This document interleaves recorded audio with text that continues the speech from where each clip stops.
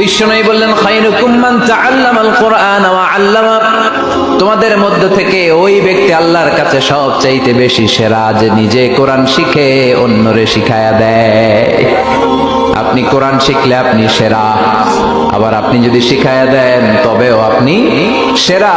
এজন্য কোরআন শিখানোর চেয়ে শ্রেষ্ঠ কাজ হয় না। আপনি যদি কাউরে শুধু সূরা ফাতিহাটা শিখান, কোন সূরা, ওই লোক যতবার জীবনে সূরা ফাতিহা পড়বে তার একটা পার্সেন্টেজ সওয়াব আমলনামায় আপনার আছে না নাই? আবার ওই লোক যদি কাউরে এই সূরা ফাতিহাটা শিখায়, আবার যারে শিখালে এ যদি আবার আরেকজনকে শিখায়, এভাবে যত জনকে শিখাবে প্রত্যেকের সওয়াব থেকে একটা পার্সেন্টেজ সওয়াব আপনার আমলনামায় দিয়ে দিবে কে?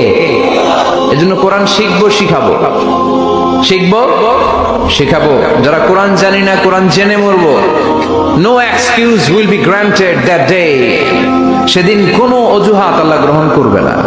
সব পারো, কোরআন পারো না কেন?